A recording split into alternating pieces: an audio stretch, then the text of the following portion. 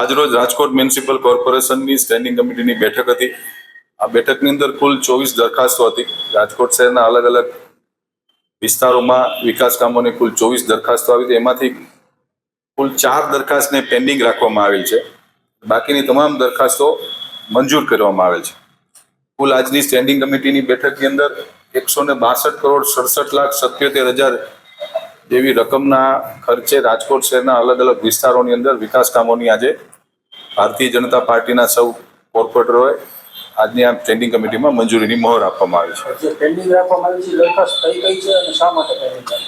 એક દરખાસ્ત 3 નંબરની દરખાસ્ત છે, જે સૌરાષ્ટ્ર શૈક્ષણિક અને સેવા સમાજ ટ્રસ્ટની લીઝ ઉપર શાળા આપવાની જે દરખાસ્ત છે, એમાં વધુ અભ્યાસ અર્થે એ દરખાસ્તને પેન્ડિંગ રાખી છે।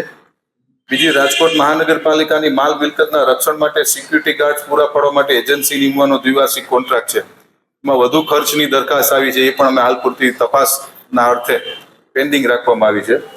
પછી કુલ ક્રમ નંબર 6, રાજકોટ મહાનગરપાલિકાની જુદી જુદી શાખાઓની જગ્યાઓમાં પગાર ધોરણમાં સુધારો કરવા અંગેની દરખાસ્ત હતી, એને પણ વધુ અભ્યાસ અર્થે પેન્ડિંગ રાખી છે। અને એક, રાજકોટ મહાનગરપાલિકાની ઓડિટ શાખામાં ખાલી પડેલ સબ ઓડિટરની જગ્યા પર બઢતી આપવા અંગે મ્યુનિસિપલ કમિશનરશ્રીનો જે પત્ર હતો, એ અભ્યાસ અર્થે અમે લોકોએ પેન્ડિંગ રાખવામાં આવી છે। એમાં વિષય ખાલી એટલા પૂરતો છે કે જે સંસ્થાએ છે માસિક 251 રૂપિયાના ભાડેથી અમારી પાસે એને ડિમાન્ડ માગણી કરી છે। ઇન્ફ્રાસ્ટ્રક્ચર અને જગ્યા મહાનગરપાલિકાની છે, પરંતુ રાજકોટ મહાનગરપાલિકા દ્વારા ધ્યાનમાં આવ્યું છે કે ત્યાં વિદ્યાર્થીઓ પાસેથી પૈસા લેવામાં આવે છે અને કુલ વાર્ષિક 1,69,00,000 જેવો એને ફીસની આવક છે।